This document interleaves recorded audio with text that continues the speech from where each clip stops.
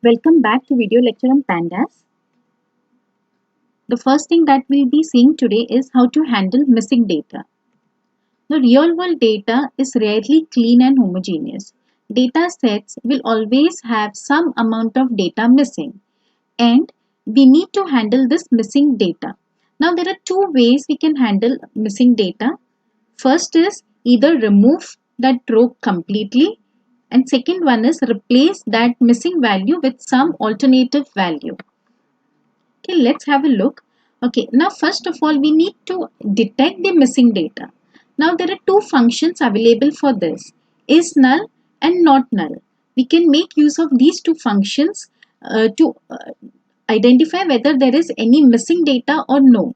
Okay, basically they will return a boolean value.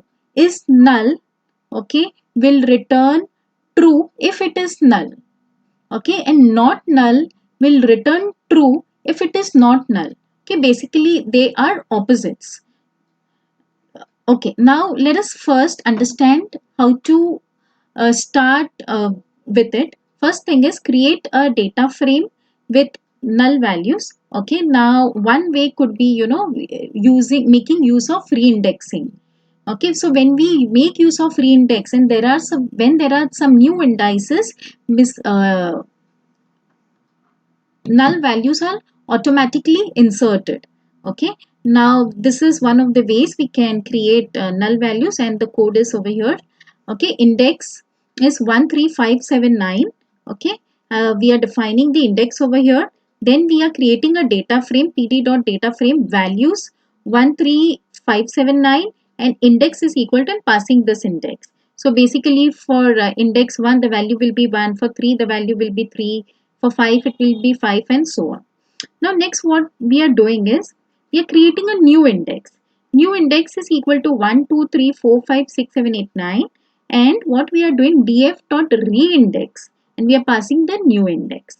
So what will happen? Okay, and one more thing, I need to store it explicitly in df. If I don't store, the actual values won't be replaced. Okay, so I need to store.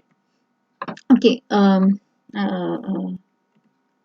okay, so okay, now another thing is how can we clean the missing data? Okay, first one is replace your nan, okay, not a number values, with some scalar value, and the function for doing that is fill na. Okay, fill na, and we pass some scalar value, whichever value we want to replace, we may pass that. Okay, so for example, here we have said 0. So NaN would be replaced with zeros. Okay. Second is we can fill Na forward and backward. We have already seen this uh, while working on reindexing. Okay. So there are methods. Okay. What we need to do is fill Na. Okay. One of the attributes is method, wherein we pass which method we want to use. Okay. When I say method is equal to pad, it is like forward fill. Forward fill means propagate last valid observation forward. Okay, and when I say method is equal to backfill or bfill, what it does backward fill means use next valid observation to fill the gap. Okay, so these are the two ways, again two ways which we can use in order to fill our data. Okay, next method of handling missing data is drop NA, wherein we completely drop the missing data. Okay, when we say drop NA, that particular row would be dropped. Okay, next is using replace. We can replace our missing data or our some data with some other value. Okay, so let's have a look.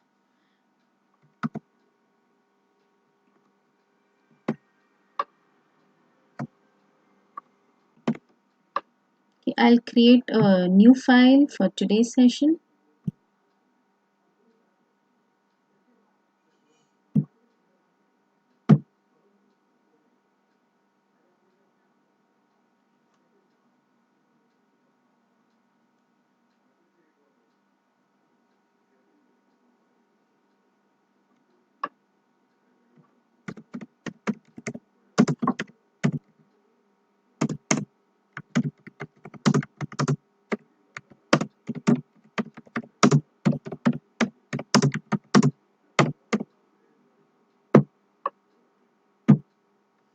let's create the data frame.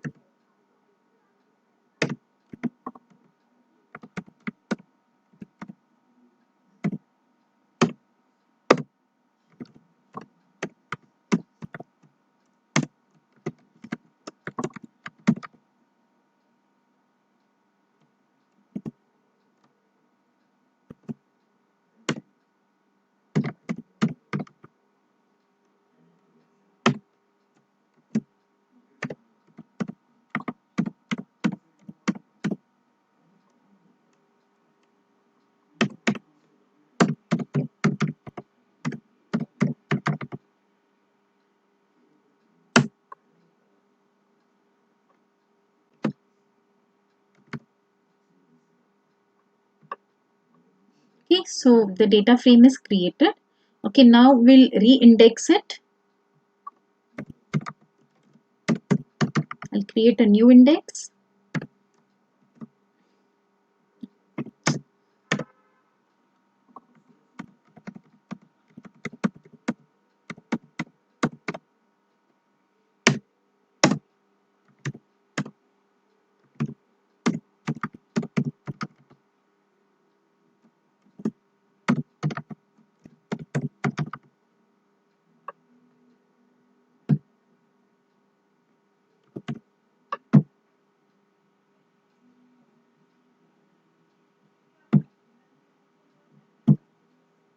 Okay, so as we can see, because of re-indexing, there are some values with NaN, that is not a number.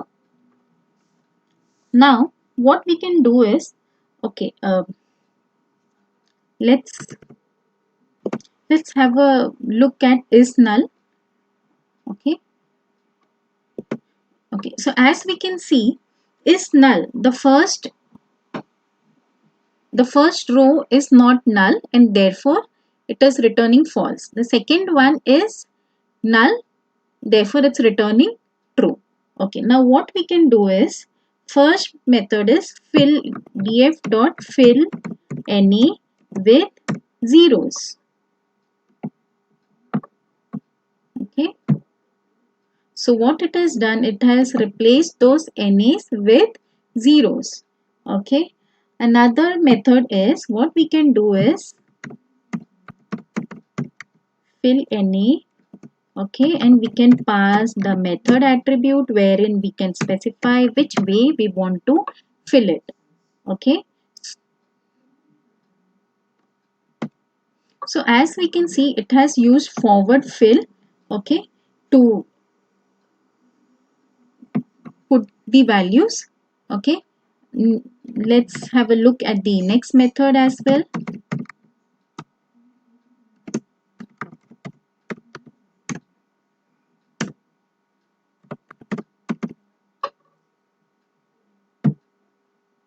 Okay, so it has used backward fill in order to fill the values. Okay, what we can do is,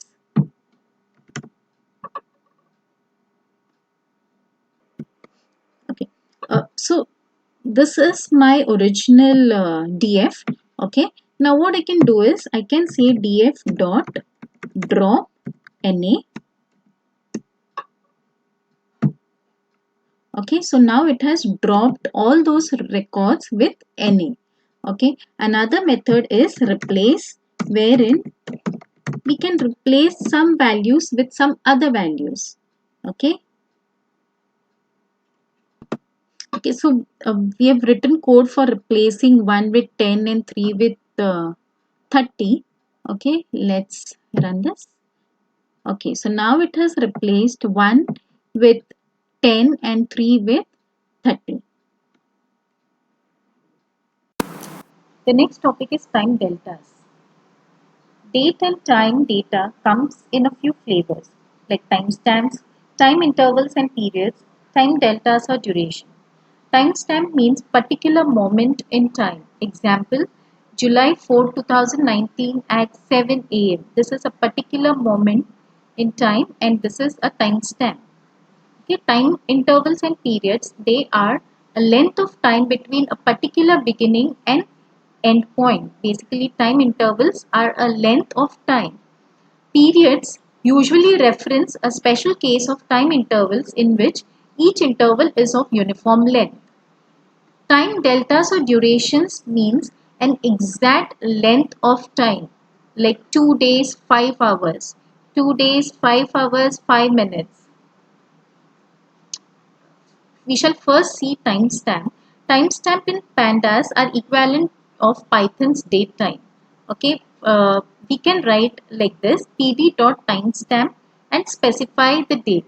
The output of this would be something like this, where this is year 2018, this is month Jan, okay, and 12 is the date. And since we haven't provided time, it will be 000. Okay, you can also write it in this format: pd.timestamp 2018, 1, 30, 12. So this is the year, this is the month, this is day, the day, and this is hours, 12 hours at 12. Okay, we can also specify timestamp in this manner, wherein year is, we are explicitly specifying year is 2017, month is 1, day is 1, hour is 12. So the output of this timestamp would be this. Time deltas are differences in times. They are expressed in difference units like 2 days, 5 hours, 10 minutes, 30 seconds. Okay, in this way the time deltas are expressed. Okay, there are variety of ways of creating time deltas. Okay, one is by passing string. We can uh, the syntax is pd dot time delta, p is capital, and we can pass a string like this: 2 days, 2 hours, 15 minutes, 30 seconds. Okay, we can pass a string like this, and the output would be the timestamp. Okay, in this format. Next, we can pass an integer. Okay, by passing an integer value with the unit. Okay, an argument creates a time delta object. See, for example, pd dot time delta 6, and what is this? The unit is equal to h. H means hours. Okay, so the output would be 0 days and 6 hours. If I say d over here, the output would be 6 days. If I say m, the output would be 0 days, 0 hours, 6 minutes. Okay, another way of creating time delta is by using data offsets. Data offsets such as weeks, days, hours, minutes, seconds, milliseconds, and so on can also be used in construction. For example, pd.time delta, I'm saying days is equal to 2. Okay, so it will create the time delta. Okay, let's have a look.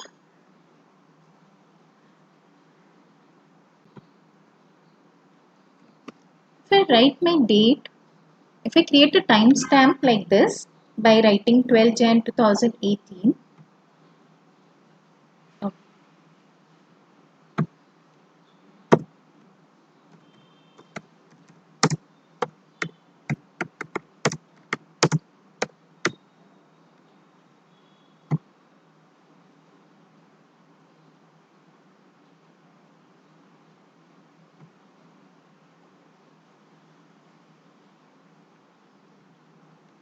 okay, a timestamp is created. Another way is,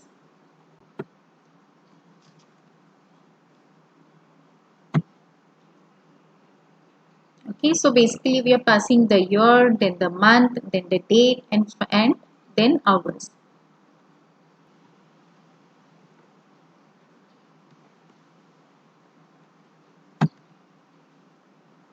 So we can create timestamp by specifying by the year, the month, the day, the hour, this manner as well. Okay, let's see an example of creating time delta. The first method that we saw was by passing a string. So we are passing a string like this. Okay, 2 days, 2 hours, 15 minutes, 30 seconds, and the time delta object is created. Okay, the other way is,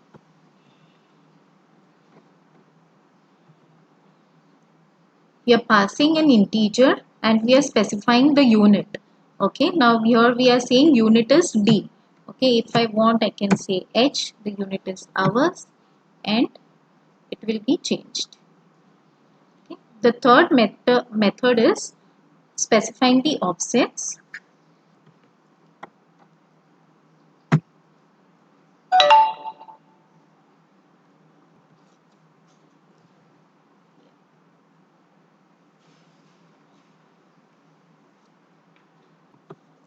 Another important function is to underscore datetime function.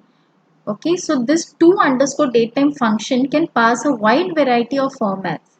For example, we can pass a single date, okay, to this, and it will give us a timestamp.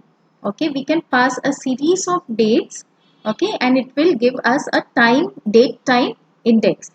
Okay, for example, look at this. We are passing a series of dates, okay, in different formats. Okay, and what it will do is it will create an index, a date time index, okay, of the dates.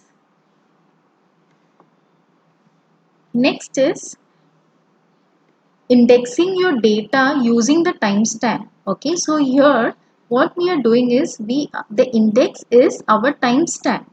Okay, the values could be something else, and timestamp, we are indexing it by timestamp. Okay, so what we need to do first is we need to create a date time index. Okay, so this is a variable index is equal to pd dot date time index, and we are passing different dates to it. Okay, so an index could be formed, then we are creating a series. Okay, these are my values, and in index I'm specifying this particular index. So my data would be indexed by date time. Okay, let's have a look. First we'll see the use of date time function. Okay, we are passing dates in different formats. Okay, see, look at each and every date, it's in different format, and we say pd dot to date time, so it will convert it into date time. Okay, it will convert it into date time index. Now what I can do is I can create a series, I can assign values to it, and for index I can use the same date time index. Okay, and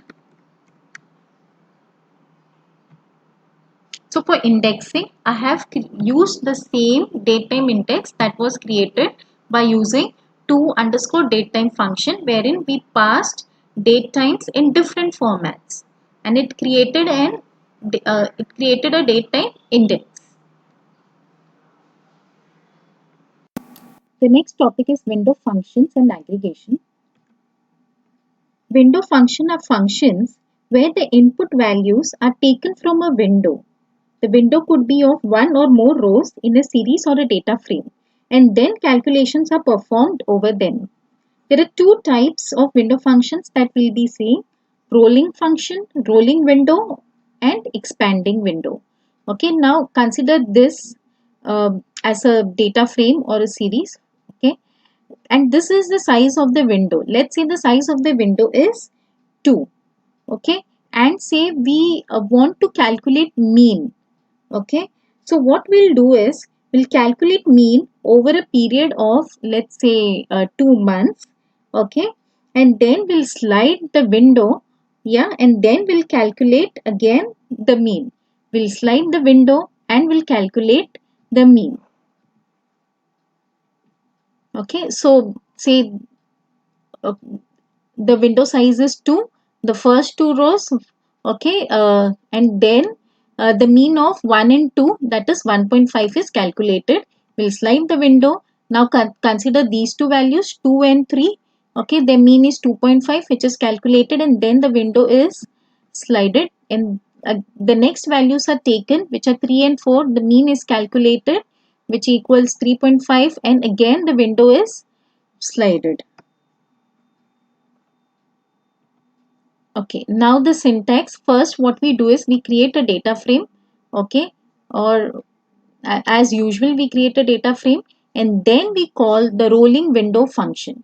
Okay, we specify here df dot rolling. We specify the window size. Okay, so it could be anything. We specify the window size, and then whatever method we want to apply, whether we want to calculate sum or mean or whatever. Okay, so the syntax is simple. Df dot rolling, we specify the window size dot whatever operation or method we want to perform, whatever aggregation we want to perform, we specify that. Okay, let's have a look. We first create a data frame. Okay, so this is the data frame that we have created. Next, we'll define a window function over it, rolling window over it. Okay, so we have written df dot rolling window size. We have kept it as 3 dot mean. Let's calculate mean. Okay, now look at the results. Okay, so window size is 3. So what will happen when it is at 0? There is only one. There is only one value. Okay, so it cannot calculate mean and therefore it is NaN. Okay, now when the window slides, when it comes at 1, okay, again the window size, I mean there are only two values. We need three values because the window size is 3. Okay, so again NaN. Next, again slide the window. Now there are three values 0, 1 and 2. Okay, so calculate mean. Mean is 1. Okay, so here the mean is 1. Now again slide the window. Now the values are 1, 2 and 3 and the mean is 2. Okay, so for 3 the mean is 2. Okay, now again slide the window. Now the values are 2, 3 and 4. Values are 2, 3 and 4 and the mean is 3. Okay, slide the window. The values are 3, 4, 5 and the mean is 4. Slide the window. The values are 4, 5, 6 and the mean is 5 and so on. The next function is expanding function. As the name says, it is used to specify expanding transformation. The window will expand. Okay, the syntax is simple. Df, we create a data frame first and then df dot expanding, we specify 3. Now this 3 is not the window size. It is what? Minimum periods. Minimum periods means minimum number of observations in a window in a window required to have a value, otherwise the result is NA. How many minimum number of observations are needed, we specify that. If those many observations are not there, the result will be NA. Suppose we have, as we have shown, we have specified 3 over here. Now if there is only one observation, the value will be NA. If there are two observations, the value will be NA. Only when there are three observations, the result would be calculated. Another thing, there is another parameter which we pass, wherein we specify center is equal to true. Center, it set the labels at the center of the window. Let's see an example and understand this. We already have our data frame. Let's apply expanding window. Okay, so we have specified minimum periods as 3. That means 3 values are needed in order to calculate the mean. Now here, for the first value, the result would be NA. Okay, because we need 3 values. Again for 1, it will be NA. Now for 2, it will calculate mean of 0, 1 and 2. Okay, then the window size will expand and now it will calculate mean of 0, 1, 2, 3. Okay, then the window size will expand and it will calculate mean of 0, 1, 2, 3 and 4. Okay, so 1 plus 2, 3, 3 plus 3, 6, 6 plus 4, 10, divide by 5. Okay, so the result is 2. Okay, again the window will expand and now it will calculate mean from 0 to 5. Okay, and the answer is 2.5. Again the window will expand, so the window is an expanding window and it will keep on expanding. There is another variation wherein we specify center. Okay, here we have specified center is equal to true. By default, center is false. Okay, and what happens when we specify center is equal to true is that it starts the calculation from the center. Okay, now here the center is 4. So first, mean of 4. Okay, mean of 4 is 4. After that, mean of 4 and 3.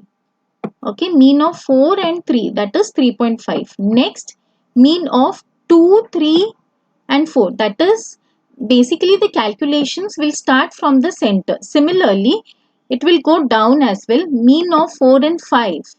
Okay, then mean of 4, 5 and 6. Then mean of 4, 5, 6 and 7. Then mean of 4, 5, 6, 7, 8 and so on.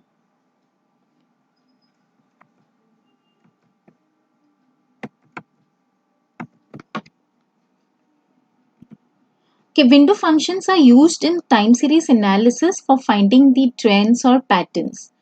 Basically, why do we use it? Okay, because these operations, they smoothens the data. Let's have a look.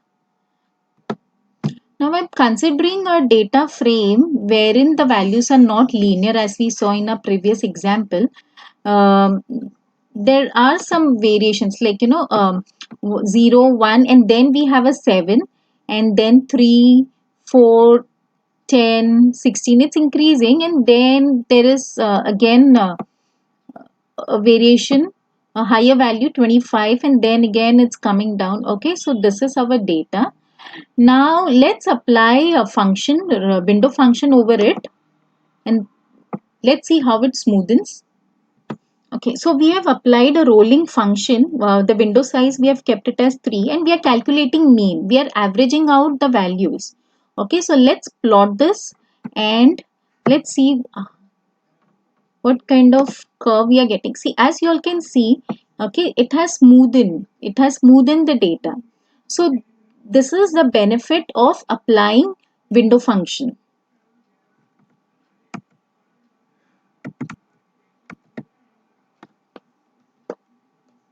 If lot of data are available like sensor data, then aggregations are performed.